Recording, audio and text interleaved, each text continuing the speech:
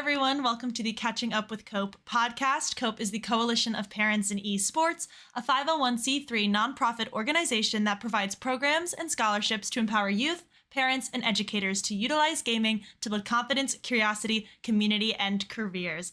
I'm your host, Friday, and today I am here with Kristy and Michael. Thank you both for being here. You're both superstars in the education space. And to sort of just start everything off, I want to throw it to whoever wants to go first, but if you could tell us a little bit about who you are and what you do in the space. Sure, I will start because Mike is a gentleman that way. And my name, obviously, Kristy Custer. I was an educator for 24 years, hence my username, Dream Killer. I was a high school principal for 12 years, and my students gave me my gamer tag as Dream Killer because they would tell me all of these dreams of grandeur, and I would be like, and you hate science, or you hate math, or you hate this, and so they said, you are a dream killer. So that is What? a little bit about my background, but I was at an alternative school for 20 years for at-risk students. And so I have an affinity for students who struggle in school, students who hate school. I kind of like the naughty kids or kids that just don't quite fit in. So super glad to be here. Love Cope and love their mission. We've been friends with them for a very long time, with you guys for a very long time. So thanks for having us. Of course. Yeah. I'm Michael Russell. I worked at the same alternative school with Dr. Custer. She hired me actually as the social studies and teacher there. And one of the things that they do there is they have students interview you during the process, which was, yeah. So you actually, it's a ruse, right? So basically your interview starts, we don't have to get too far into this, but they interview you basically as soon as you step in the door. So I walked in the door and they were checking to make sure I held the door open for kids, and they had like rearranged a cooler in the middle of the floor. So I had to move the cooler out of the, help them move the cooler, things like that. And they plop you in a room, they start the interview with the kids and the principal and assistant principal. And then all of a sudden there's an emergency. So the principal and the assistant principal have to leave the room. So you're there with the kids. And basically, it's a test to see if you can engage with the kids and everything. Well, fortunately for me, I'm a gamer, and all the kids like games, so that was a good place for me to start. So we had a great conversations about StarCraft 2 and World of Warcraft, all the popular games at the time. They came back in, and we were still having a chit chat and kind of had to, in the meeting, like, hey, we got to go. So it worked out. So Kristy was kind enough to let me follow my dream of building esports programming because I thought there was benefit there. So, started teaching a class and built a lab and was coaching esports. I had the second best job ever because this is the best job ever, right? So, Dream Killer did not only apply to the students. I'm just going to say, like, sometimes there was some of that. The principal was like, no, we're not doing that. But sometimes we got to do cool stuff. So most of the time, actually. So yeah, that's kind of my background. I came out of industry before, so I worked and did other things. But my passion was always teaching, and I still get to do a lot of that today, fortunately. And we can talk about this later. But I mean, I pretty much credit gaming with saving my life. So I mean, this is pretty much how I approach it. So yeah.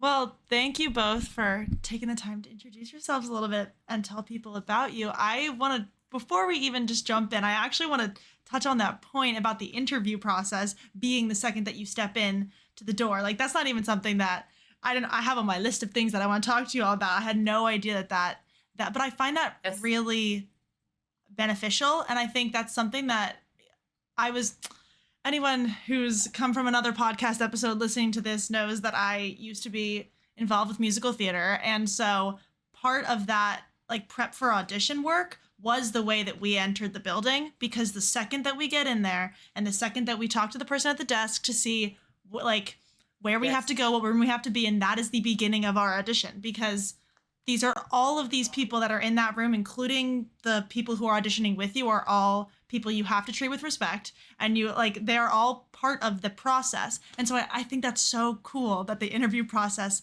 looks like that, And was that always, I don't even know if you can, maybe you probably can answer this, but was that always something that was part of that? Or, Yes. did that kind of become? So that's a great question, and you'll get us talking about our school, Complete High School, and that's a whole nother podcast about our school. But so that school had been around for 20 when I left, it had been around for 22 years. Oh, wow. And I'd been there 20 of the 22 years. Oh, wow. So I was able to be there in the very beginning, and I was interviewed by students also. Oh. And I can still remember their names, and I am still friends with the students who interviewed me. And so we did add that piece about, having Mike calls it a ruse. I love it. The little lies, the little setups, because it truly did start with, there's a kid waiting for you to walk into the building, and do they open the door for you? The secretary says something to you. Do you speak kindly to the secretary? Do you, with respect, just like you said? Mike actually, because he's such a great interviewer, he actually asked me, what should I wear to this? Which no one else asked me. And I said, I'm going to tell you, wear a suit. And he did not own a suit at the time. And I said, I'm going to tell you why, Mike, because these kids have been trained on how to interview. And the more dressed up you should, we talk about this is a professional job. You're working with people. And so I said, you show up in a suit, and these kids are going to know that you're taking this very seriously.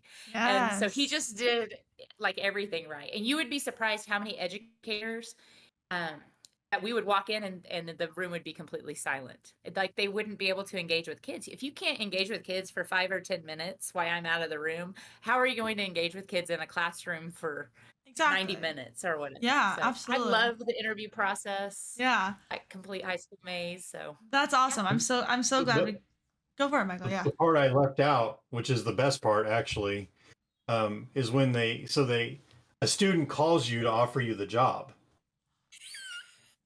Really? So, my goodness. It's been like a week, and I'm kind of, I need a job, and I haven't really applied at a lot of places. So I'm like, it'd be great to get a call or something. Well, Mike, can I tell how we prepare the kid to do this? Was it better before or after I tell my part? I think it was better before. Let's try. We'll try it this way. So Okay. I spend 5 to 10 minutes talking to a student about, this is what you're going to say. To the people that don't get, they have to call the people who don't get the job, and they have to call the people who get the job. And this is why you talk to the person that gets the job first. And this is what you say. And like, we prep this. Yeah. Okay, Mike? So I think it was a Thursday or Friday. I don't know. I was outside mowing my yard, and I'm kind of thinking about, that's when I do all my deep thinking, is when I'm mowing the yard, right? And I'm thinking, it'd be great if they called or something happened. And while I'm out there, my phone rings, and of course I recognize the number because I've checked it 4,000 times, because I'm like, why haven't they called yet? And it rings, and Dylan Osborne, I'll never forget, just like Kristy never forgets. You never forget the people who hired you, and calls me, and he's like, hey, this is Dylan from Complete. I said, hey, Dylan, how are you? Great. Glad to hear from you. And he's like, do you want to work here?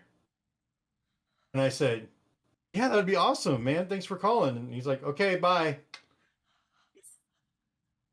I'm like, What happened? oh, okay. Well, hopefully somebody else will call me and tell me what I'm supposed to do. I guess we'll just What go. happened? Hey, I got a job. Some 17-year-old kid called me, and I have a job. Yay. And that's all that they said was just, hey, do you want to work here? And then, I got nervous. It wasn't like I got Kristy nervous. called right away after that either. It was like 30 minutes later. Oh my We goodness. have to call the other people, Mike. We got to keep going. I was like, there's a schedule. Right. That's crazy. Sorry, Friday. This is how we amazing are. place, No. an amazing experience. Yeah. I love working there. I mean, it's So, great. anyway. I also think that that just says something enough about, the environment that you're cultivating, because I think that there are skills that students can learn from making those calls.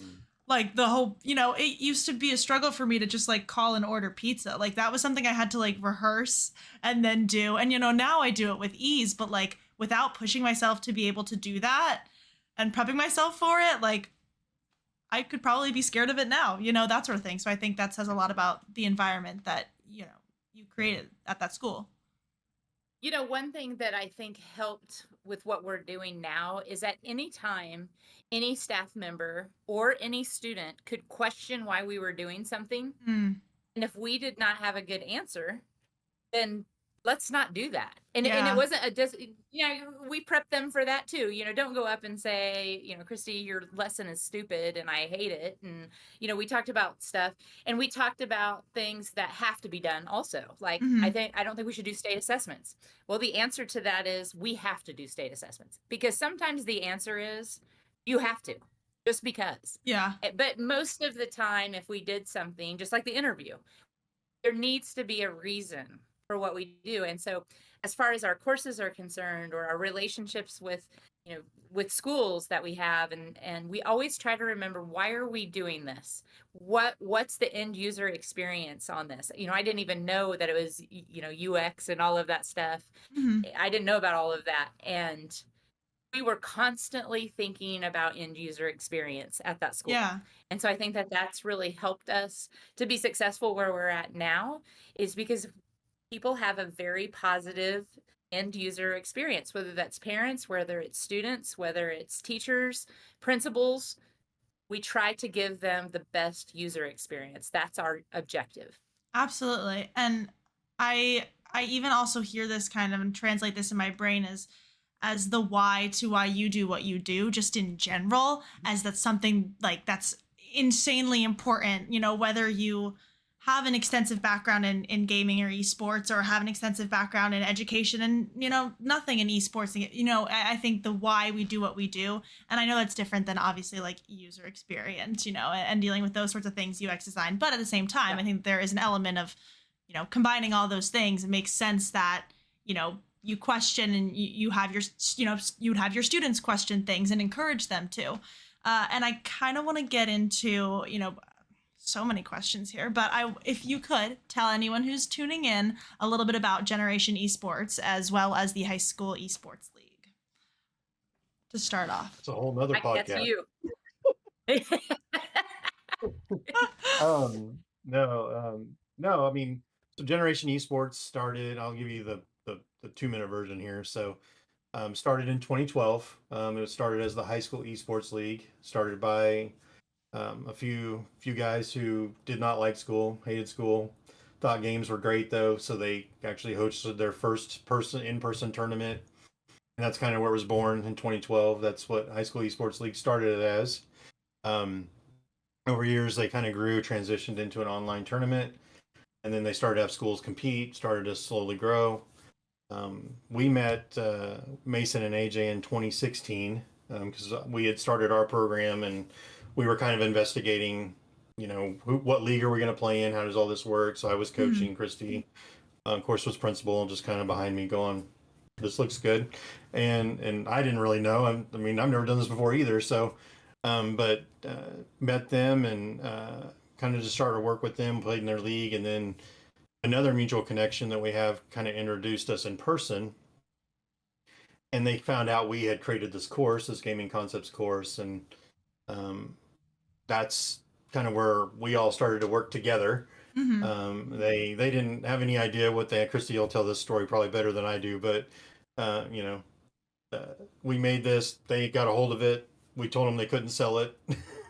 Gave it away for free for a long time. It was on Microsoft's educator community and downloaded 400,000 times Wow. in 40 countries. Wow. And that was a book Kristy and I wrote, the first book, and then it's kind of evolved. Generation Esports has just kind of evolved into, since then, we have the high school league, middle school league, Blueprint, which is our learning experience platform, and now we have, and then Gaming Concepts, which is our scholastic product. So I mean, everything rests under Generation Esports. We have all those different entities underneath it. So Yeah, absolutely. So you had mentioned gaming concepts, and I want to kind of get into that. How did you both, you can answer this, separately, one after the other. Um, you know, Christy, you were a principal and a teacher, and Michael, you were a teacher as well. How did you find yourselves within the gaming and esports realm? and if that had Sure. stemmed from something when you were teaching, or, how did that funnel into what you do now? Well, Sure. I'll say one quick thing, but then Kristy, you run with this. So Go for it. I've always been a gamer. I love gaming, and I thought this would be awesome for kids. That's where it started with me, and Heard. then Kristy can tell this story much better than I can. So Mike's is super easy because it's A to B. Yeah. It runs A to B. And what's fun for me, Friday, and sometimes I hesitate saying this because I'm definitely over exaggerating it, but I think it drives home a point for many moms. So I'm gonna put my mom hat on. I have 3 children. They're 11, 18, and 20 now. And so I like to start by saying, and I start a lot of presentations this way. My name's Kristy Custer, and I could care less about video games. And everybody, my boss, everybody's like, oh, but Yeah. it kind of grabs everybody's attention. But I say, I love kids. Mm. Like, I was 5 years old when I decided to be a teacher, and I love teaching and I love kids. I love them. I can feel it coming up, that thing that gets you, because I Yeah. love them so much. And so my epiphany moment for me was my oldest, who's 20 now. He was probably 11 or 12 years old, and he maybe a little bit older, but he was downstairs in the basement, and I went downstairs and I started yelling at him. Christian, you have been down here for 3 hours, 20 hours, 2 days, however long. And I said, you're wasting your life on these stupid video games. You should be outside. You should be doing something besides playing video games. And he looked at me, and he had his headphones on, and he looked at me and he said, Mom, if I were reading for 3 hours, or I were playing basketball for 3 hours, or I were playing my tuba for 3 hours, would you be mad at me? Mm. And he goes, because this is what my friends and I like to do. And, it was at that moment that I realized I'm not belittling little video games. I'm belittling my kid. I'm belittling my child. And I got to thinking of, why do I hate video games so much? Like, why do they drive me crazy?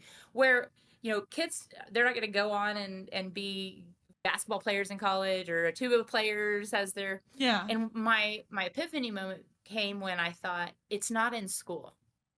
Mm. I can't find value in this, because all those other things are attached to school. So I can find value. Well, he's practicing, basketball, or he's doing this because that's what he's doing in school. And so I filed that in the back of my head, because I thought, if we can make a connection, this would be really cool. So parents could feel better about what their kids are doing. And so then when Mike came, and it was that interview, and he said, I said, what's your passion? And he hesitated, because he's looking at a middle-aged woman, and he's like, I don't know how she's gonna, is she gonna think I'm lazy? Is she gonna think I'm weird? And all of those stereotypes that I probably had, those came out. And so when he said, my passion is video games, that core memory from my kid came back, and I said, you run with that. Yeah. And so my savant is that I can attach curriculum. I can attach standards to interest. And so that's where I came in, is when Mike started finding success with this, and where it came from is attendance. Anything that gets a kid's attention, I'm all for, and let's find a way to make this meaningful. And so I thought, this will be great. And our attendance, our goal was 85%. And that class that Mike was teaching was running 96% attendance for Wow. at-risk kids. These are kids that are on the verge of dropping out. Those kids showed up for class, not just Mike's class, but they would show up for every class. And so once I saw the impact of that, and, Mike started putting it together and teaching that, I thought, it's so easy for me to be on board, because anything that gets a kid to school, I'm there for. Yeah, absolutely. I think something you had said at the very beginning was this idea that, you don't necessarily love video games. You're not, you don't typically Yep. play video games.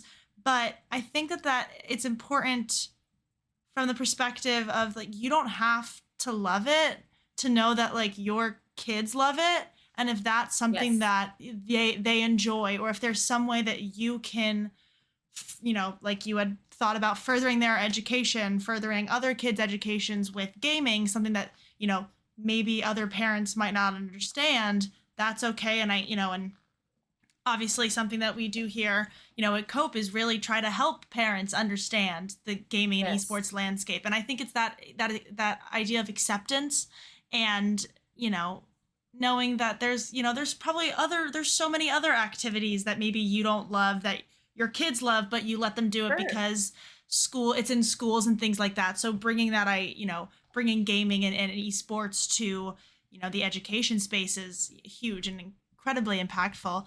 And I wanted to talk a bit about some of the courses that you have created, these curriculums.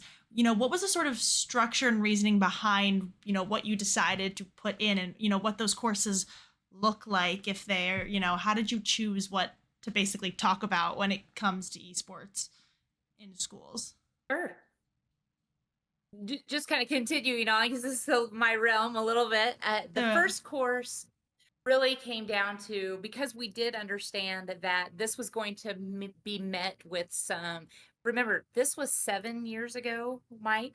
2016 was the end of 2016. Eight, Yeah. so 8 years ago. I mean, when you think that's a lifetime in esports, like Yeah. when you think of scholastic esports and where it was that long ago to now, it's way more accepted now. So if you take a step back to 2016, we knew we were going to get moms and dads and administrators and people that thought, well, you are just wasting time. And so the first course is called Fundamentals, and it was really a survey type course where we bring a lot of introductory materials. And the thing that we really were trying to do is we were trying to teach the teacher why they were teaching. We were giving the educator, because those first people to adopt esports into the classroom, they were champions, which means Yeah. that these people, they love video games. That's Hmm. why they got started, is that Yeah. I love video games. They, like Mike said about, video games saved his life, and that's a great story that needs to be told. But we knew that these people, that we didn't have to teach about video games because these kids and these teachers knew how to do video games. What we need to do is teach the champion how to tell everybody else, you're learning history, you're learning technology skills, you're learning Hmm. digital citizenship. So in that first fundamentals course, that's a lot of what it is, because people find value in that. Digital citizenship, check. Technology, innovation or technology intelligence, check. Yeah. They could understand that. Then from there, so once we built that foundation, what we're doing is we built career and technical education pathways, Mm. because people were trying to find value in this. And so job skills is immediately where they went. And so we have a computer applications class that it teaches Google skills. And then the next level for me, Friday, it goes like this. So I Yeah. apologize. No, it's okay. I Such know a you're all fan. good. So the next level is going to be a shoutcasting and streaming course, Oh because wow. really Yeah. what is that? Streaming, people hate speech. But if you put a microphone, kids hate speech, but if you put a microphone and a video camera in front of them and call it streaming all day Mm. long. And so it's really just reframing old, you know, journalism and speech. Those are, you know, lifelong skills, and it's also things that people are familiar with. And then that third CTE course is going to be their broadcasting course, and so we do that also with interactive media. And then we have a middle school course also. So we were really building pathways, because those were things, career pathways. That's what teachers, administrators, parents, oh, they're learning skills, they're learning how to Hmm. give, to speak appropriately, or journalism skills, or learning how to do overlays. And so that's where the curriculum came from. Yeah, absolutely. Something that you had said about that idea of students maybe not liking public speaking, but then if you put them in front of a camera with like a microphone as if they're streaming, all of a sudden there's like it I don't even know how it works in your brain, but all of a sudden it's like so much easier for them to do the public speaking that they were previously maybe intimidated by. And Yeah. my current major right now in college allows me to I can most of my projects and papers and stuff, I have so much creative freedom to the point where like I can write up like business mock-ups and things like that that pertain to the industry that I want to go into. And I've always loved school. I'm very blessed that I've always really enjoyed, the environments that I've been in and learning and things like that. But I'm, right now in college, I'm finding I'm like, oh, I'm so much more invested because I'm able to actually like tailor what I like to the class. And it's not, I don't strictly just have to like write an essay, every like 2 weeks. I can do some fun project that pertains to esports and gaming. And so I think that sort of idea definitely helps reframe that mindset about education and creates lifelong learners. So I think that's super important. And I do want to hit this mental health aspect that, you've mentioned briefly before, and, feel free to share, whatever you're all most comfortable with. But I do think that mental health is really important. And there's a special piece to your curriculums called mental health moments. And I sort of want to know, like, how you all integrated this into gaming concepts and Mike, maybe you can speak to this, like what, gaming, has meant to you in terms of mental health and how you help students with that. Yeah, I mean, I'll start off. So we initially started that study because we wanted to figure out if what we were doing was bad for kids. So we set Mm, off in the mission with like, we want to know, is the stuff we're making of value, but is it also, are we hurting kids by doing what we're doing as a league and then as an organization with our curriculum? So we wanted to, that's really why we set out on the study. It did, when we commissioned it, obviously it did come out where, there is a huge benefit to self-esteem. mm, Kids who enrolled in our course, the average was 8%, but among certain cohorts, I mean, LGBTQ was the big one, as far as increase in self-esteem was 39%, from in one semester, their self-esteem increased 39% just by taking one class. I mean, that's gigantic. yeah. So, it's published. It's a medically published journal. I mean, it's a Wow. very very high grade study. I mean, and it's specific to our curriculum. So Hmm. we basically compared schools. We took our curriculum and then took the curriculum with mental health moments, compared the two, and then we didn't, but the person we commissioned to do the study did, Yeah. and that's the results we came up with. And we were obviously extremely excited about that, to know that we weren't hurting kids, but also we're actually helping kids, that we're doing a Yeah. good thing. So Absolutely. that really is like, for us as teachers and educators, which many of our folks who work for us are in many different levels of our company, we're all excited because we are doing the right thing. We are doing a right thing. It's not the only thing that's right for kids, but we're doing something that is good for them. So we always say, if basket weaving's your thing and you have 5 kids who want to do that, the school should have a basket weaving class. That's what's Yeah. getting them engaged, right? That's the thing. It keeps them involved in school. They feel like they're a part of it. They want to do better. They have friends. That's what's lacking. And if you look at all the stats we have, it always comes back to, I don't have any friends. I need a thing that I do and it's something that interests me in school. And once they have that, they do better. I mean, Yeah. it's kind of black and white when you look at it, but I mean, it's very easy it's obviously we could study that ad nauseum, but I mean, to me, it's very easy to tell. Yeah. So, I mean, I'll give you a little piece of my story. I mean, I grew up without much, I will say, and was bullied quite badly when I was in school. I'm not a huge fan of Life cereal to this day, Mm. because of Mikey likes it, because I Mikey. was the big fat kid in school, and give it to Mikey, he'll eat anything, right? So I Mm. mean, that was me on the bus. I lived in a trailer park, and I rode the bus with the rich kids, and so life for me was not good. School was never Mm. fun for me ever in high school, even through high school. So, but where gaming saved me is I at least had something to look forward to when I got home. Like I could beat the next level, or I was almost done with this, or I made it this far in asteroids. Yes, I go that far back. So if you don't know what asteroids is, you'll have to Google that one. Um, but so those things kept me going, because really, I mean, there were definitely points in my life, especially when grade cards came out, and I knew my parents were going to yell at me because I did bad, because I always did bad. I knew I Yeah. was going to get in trouble, and I knew, Mm. I just was like, man, this is it worth it? And but luckily, I always had the games to go back to, and that's really what kept me going. Yeah. So I mean, and I don't say that I kind of get teary, but I'm not. It's not sad for me because I turned out great and everything's great. I'm empathetic to a lot of kids who have that same problem. Yeah, And absolutely. I feel bad for them, and I want them to have. I hope they have that opportunity, and they have people who can help them. Yeah, and So, that's why I think it's beautiful what you are all doing because you understand that, and there's a level of meeting kids where they're at. This is something that, I think about a lot, and I've talked about this before, but I think that idea, like you're saying, the way that, gaming has saved you, I think it is that way for a lot of other kids, and it's that way for other kids in other activities and other things like that. And a lot of things are seen as more like accepted in society, and gaming was one of those things that frequently wasn't when it came to what kids spend their time doing.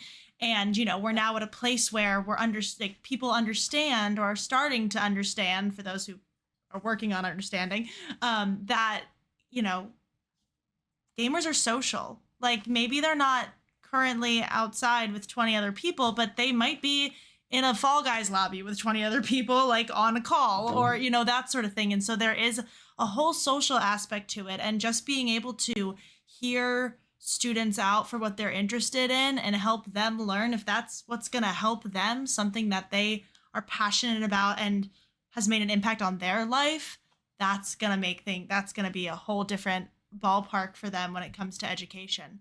And so I really thank you for taking the time to speak about that and what gaming means to you, because I think that's important for many people to hear, and to know that they are not alone in feeling that there's something like that that has made an impact on their life.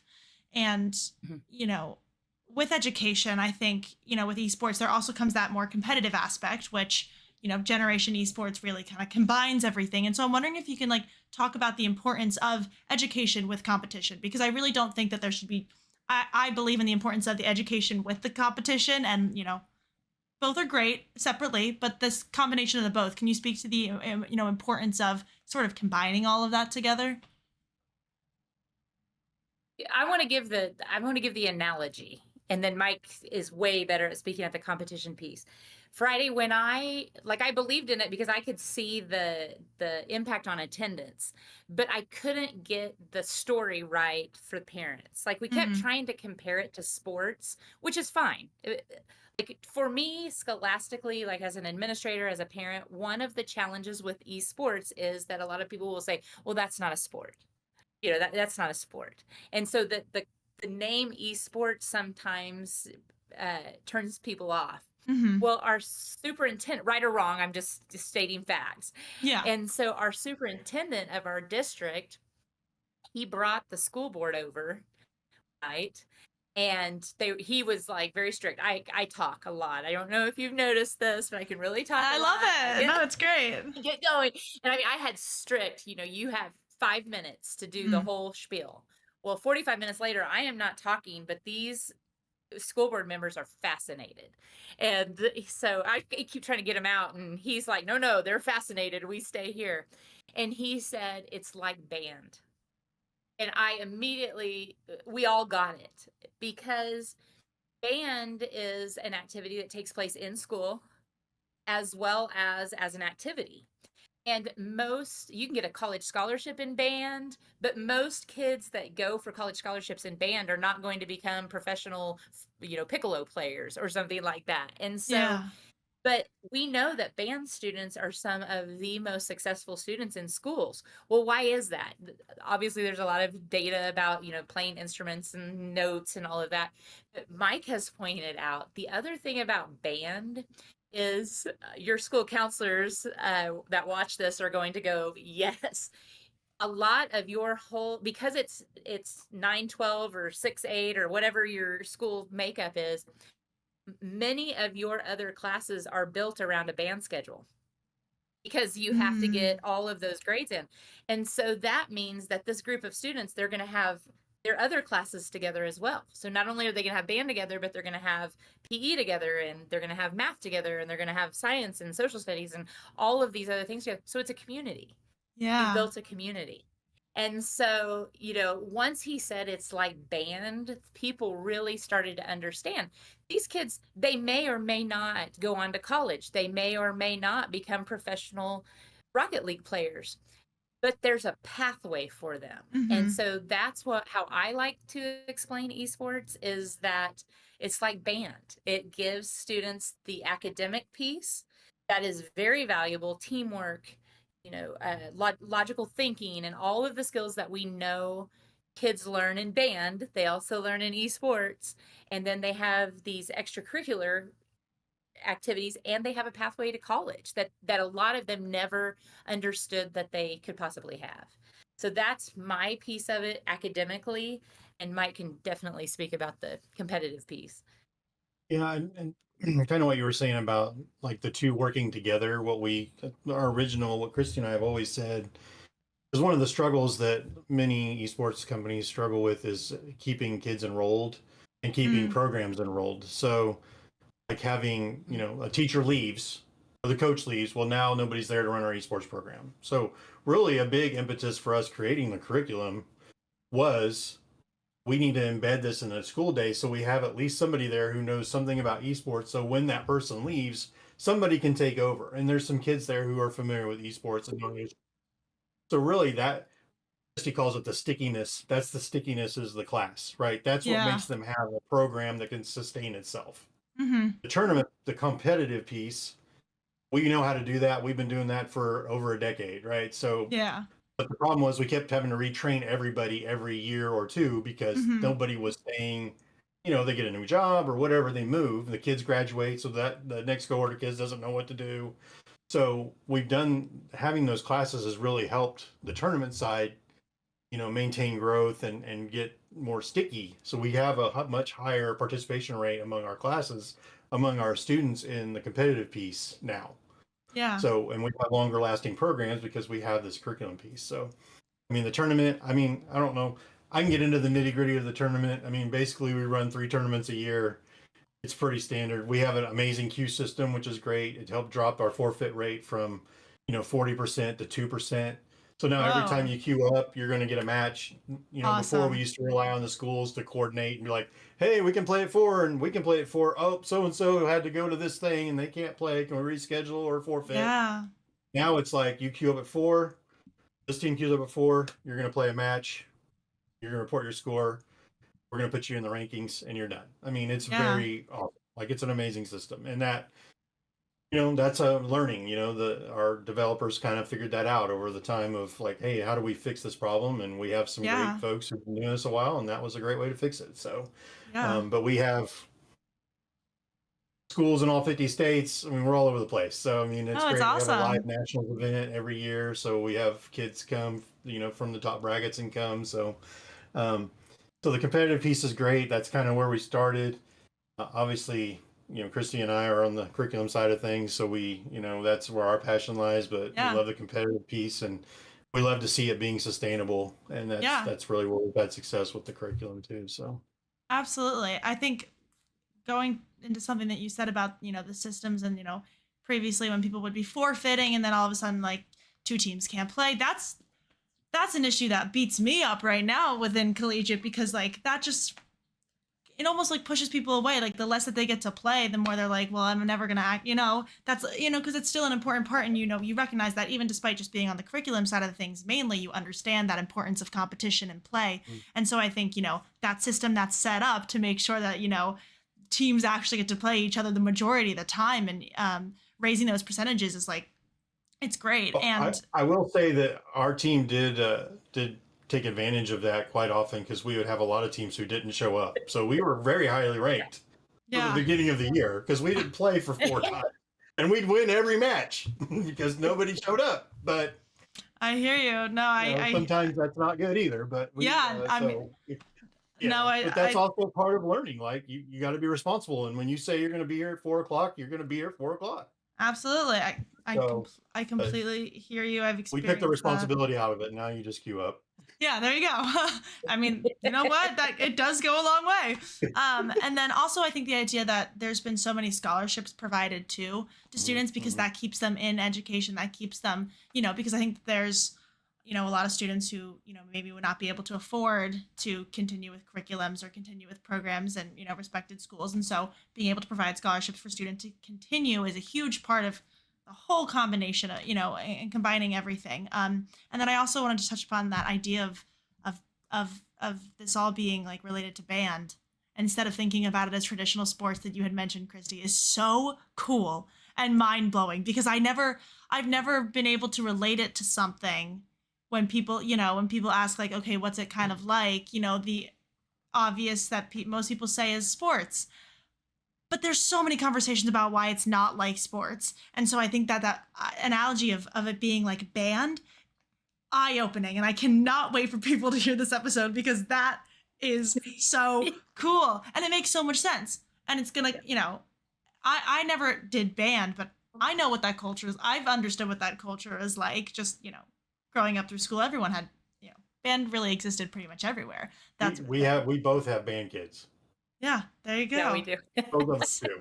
See, there you go. Okay, well, that's why it was so... K-State band. There you go. So that's why it was so crazy that, let's give some credit here, Mike. Dr. Chad Higgins for sure is the superintendent because, some people ask, how did you make that happen? We had the perfect storm in Mays. At USD 266 Mays, Kansas, because he trusted us. Well, actually, I need to say Kansas in general because our not superintendent of education, our commissioner of education, Dr. Randy Watson, he loved our school because of all the innovative things we did. And he actually came down to tour our school because he'd heard about our esports program. And so he came down and he actually said, I don't understand this. I don't understand what they're learning. He says, but I see the engagement and I trust you. For a person of that stature, a commissioner of education, that's a state commissioner of education, to say to an educator, I'm not sure if I get this, but I trust the educator. It could not have been, and then to have the superintendent, I trust the educators. It just was the perfect storm for this to get going because we had so much support. People ask, was it, and did we have bumps in the road? Absolutely, we did had bumps in the roads. But overall, we had so much support from such high levels right off the bat that, it encouraged us a lot. It was worth it because we weren't fighting those battles that so many educators have to fight because they know it's right, but they don't have it quite right. And to have the opportunity and the room to fail was huge because it's hard to fail in education. And so we knew we had something. We just didn't quite know what we had, and we didn't quite know how to implement it. And so for those administrators to allow us the room to fail and to have success, it meant everything. And parents and other teachers that I'd walk by Mike's classroom and he'd be playing video games because he's so good at video games that the kids wanted to play Mike. I mean, that's who they wanted to play. How good am I? Let's play Mike. And I'd walk by and I'd go, working hard, Mike. He's playing he's playing Overwatch. I was like, working hard in there, Mike. And he was absolutely working hard, and he was building relationships with the kids. And he just, it wasn't quite right, but he kept working at it and asking the kids and getting the feedback. And, eventually it just became this unbelievable thing that I can't believe is, spreading like wildfire across the US and across the world, really. Yeah. What I should have said to Kristy, and I didn't think of it until just now, so it's taken me a while to catch up, is do you have 15 kids in your office right now? No, you do not. Very true. Very true.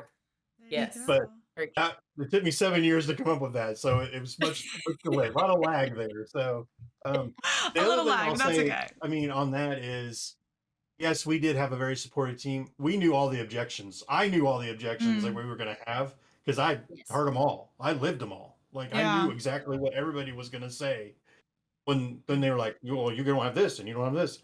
I knew what they were going to say because I've been told it my whole life. So it was easy for me to kind of get a lot of those things off at the pass. And of course, Kristy guided a ton. I mean, she knew how to navigate and the right people to talk to, and was able to translate for me to education because I don't speak that.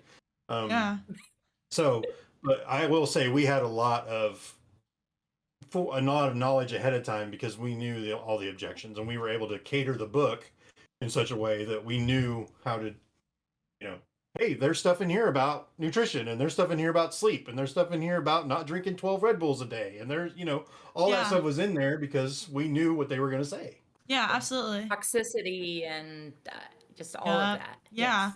But I also think that says, that speaks to the importance of how everyone, in this space has different backgrounds. And it's in these moments where, Michael, you might, not have known how to handle certain things that Kristy, you did. And Kristy, you might not have known all the questions that they were going to ask about, esports and gaming right away. But Michael, you did. And you were like, here's how we're going to prep for that. And so being able to work together like that, I think is really, it's beautiful. And that's why we love that. That's how we wrote the book. There you go. Kristy wrote the esports lessons, and I wrote the education lessons, and then we flipped. There you go. Right? And I was like, this doesn't make any sense at all. And she'd be like, this is not good. Like, you did a bad job on this. Like, take that out. So I mean, you're right. The odds of the two of us ending up at the same place at the same time are like 0.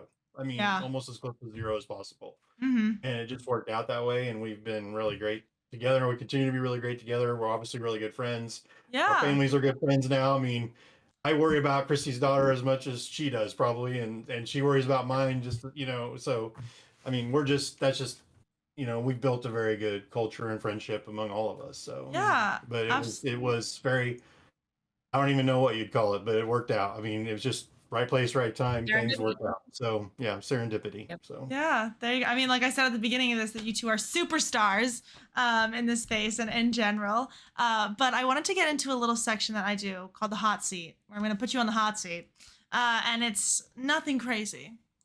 Or is it? No, I'm kidding. The way she said that makes me think it's very crazy. Now I'm really scared. Like, okay, the first question. Friday, don't ask me about video games, please. Ask her about video games, please. So, okay, I'm like making a note to erase those. No, I'm kidding. So the first question is whether or not pineapple belongs on pizza. Oh, yuck. Gross. No, I'm not a fan of that either. Okay. I thought it was going to be, I thought you were going to have two different opinions there for a second, but you know what? It's a similar one there. Hey, we'll take it. Next. You're on a deserted island. You can only bring 3 things. They can be any 3 things. Someone said a boat before. You can bring a boat. Like, anything. What would you bring? It can be a video. You can bring a PlayStation. Like... Kristy would never bring a PlayStation. Maybe not Kristy. Maybe not Kristy. I wouldn't know how to play it. I wouldn't either. I'm a PC gamer. So oh yeah, I'm a PC gamer. I can't do consoles. There's no way I would bring in a console. Kristy, you got yours? I can go. Yeah, I'll bring my family. Love. I want to stay on this island. Love it. You're there to stay. Yep, my family, electricity, and a personal chef. Ooh, that's good. That is good. You're set. You are on the island. These kinds of things are no fun with me because I have a lot of other questions I need to know. I need more background. No, is there water on the deserted island? There's water on the deserted island. I mean, I need to know a lot of things. So I like to think there's a source of like water. I like to think it's like in the middle of an ocean. So like maybe bring a water filter, perchance. No, I wouldn't do that because that would spoil it. So definitely my family. That would be one. Only because I said that. No, I would. I'd bring most of them. Maybe not all of them. Most of them. Some of them. There's some that would make the list. Probably some source of fire. Okay. Like I don't want to have to scrape logs together to make a fire. That makes sense. And then I don't know, Jeff Bezos' house. Oh, that's definitely. I don't know what his house looks like, but it's definitely probably. Well, I don't know what they look like either, but But I'm it's sure it's nice. definitely like next level. So He's never invited me over. I don't know why. I'm really, kind of I actually just got my invite in the mail. really, yeah. I mean, sweet. Yeah. Well, that's if your plus one. if I can bring y'all, I'll let you know. No, I'm kidding. Yeah, yeah. There we go. Yeah. Okay, no, these are great answers. So the next one, Kristy, you know, we can see how this one goes. It's if you could turn any game into an esport, what would it be and why? Oh, I know this. She knows this. I know this. Do it. Any game into an esport. No, I know Kristy's answer. I have to think about mine. Any game you like. All I can think of right now, Mike, is the one with the fairy that flies around healing people. That's already an esport. I know. What turned any game into what? Real life. Like an esport. So it's like for me, Animal Crossing isn't an esports game necessarily. You just play it, you can build your little island on your own. But if I could turn that into some competitive game that with like a live audience, like, whoa. I would go crazy. Like if maybe turn the fishing contests into a live competition. It's okay if you don't have an answer. Well, I would say Kristy's is drone racing or something like Oh, that. I get it. Oh, I didn't understand the question. I apologize, Friday. I don't think I was listening very well. It's okay. Yes, I apologize. It's drone racing. Love that. All the drone racers out there, just know I'm lobbying for you. Like, absolutely. It has I know. been since like 2016. I love drone racing. This has to happen. I'm all about it. Has to happen. Let's do it. Let's do it. I would say Sorry, I some kind misunderstood of. the question. No I would worries. say so. I would say like Civilization. Okay. Yeah. Or like some kind of zombie survival, like 7 Days to Die, something like that, where it's like kind of outlast each other type thing. But I learned more from history from Civilization than I did from actual history class, like hands down. So I mean, I know everything about a lot of stuff from that. But so anyway, that's what I would say. We talk about video games and education, so I hear you. These were great answers, and so then my other question is, first of all, if you're allergic to fruit. No? Okay, cool. So if you could be a fruit, what would you be and why? Total 180. I would be apple. Ooh. Because everybody likes apples. There you go. Oh, so true. Love that. There, you can use it applesauce, apple cider. There you go. Hard apple cider. You can use it a lot of different ways. It's like you have so many talents. Like, exactly. I get it. Yes. I actually don't know what a fruit is. I never eat them.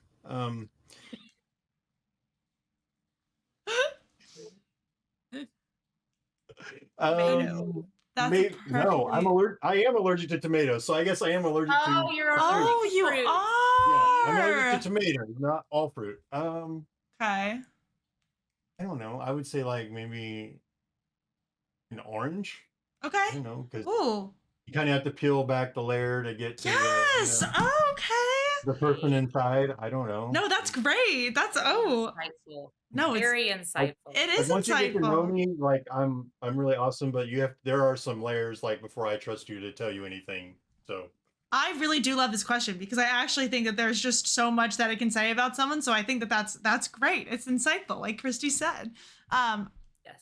Phenomenal. And then so this is another gaming one. It's favorite video game and then favorite esport. And like they can be the same thing, they can be different things. Like right now my favorite video game isn't necessarily Valorant, but I love Valorant as my favorite esport. Like I love watching that. My favorite video game, and I am really good at it, for real, is Pac-Man. Okay. Like I said, I take the side where I don't play video games, but I did. I mean, I like video games. I hear you. But I take the other side because I'm not like a gamer. But I'm really great at Pac-Man, my favorite video game. If it's anywhere, I have one in my basement. I have in my basement. I love the high score on it. I love Pac-Man. Yeah, you do. And I love it because there's a pattern to it. I'm one of those people that I love Likes those types of patterns. games. Yeah. And then my favorite esport,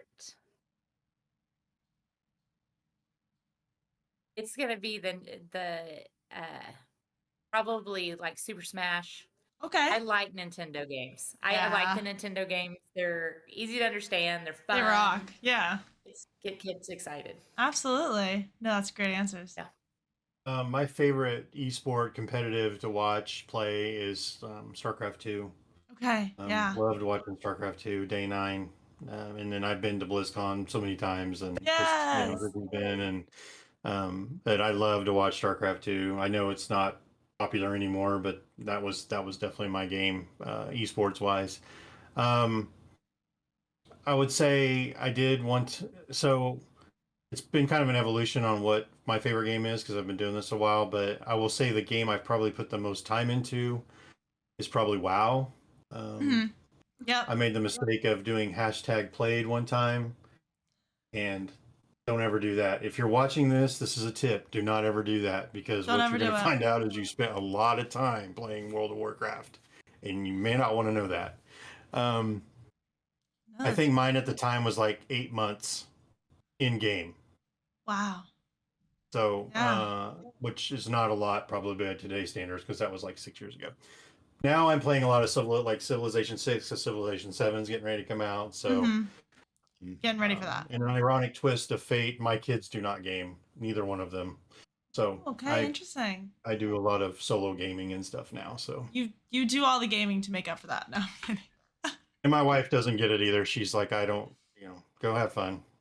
No, I hear you. But So, those were great answers, and definitely says a little bit more about both of you two, which I'm so happy we're able to learn. So thank you so much for being here, Kristy and Michael. Where can people find you or Generation Esports on social media? You feel free to plug anything and everything.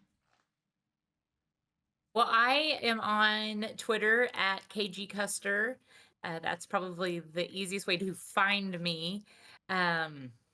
And then gamingconcepts.gg is a great way to find me. And if you email me, Kristy at generationesports.com, it's me. I've had teachers go, "Is this really you?" And I'm like, "It's really me." So, and it doesn't bother me. I love to hear from people. And and Friday, we just appreciate you having us on. It's been super fun. Oh, of course. I'm so happy that both of you were Right? here. yeah, I'm on X, which is my handle's at Russ the Teach. And then you can find me on LinkedIn at Michael Russell. Obviously, gamingconcepts.gg, Generation Esports. You can check us out on that.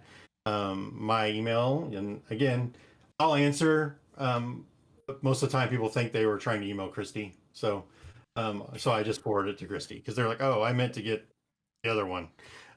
Such a So, but I'm Michael at generationesports.com, and that's so we've been here a long time because we're not Michael R or Kristy C or anything like that. We're like the Kristy. originals, right? There actually used to be a Michael before me, and I made them give me the Michael name. Michael. So he Good left, for and I you. was like, I want Michael. And you're like, I it's want my Michael. time.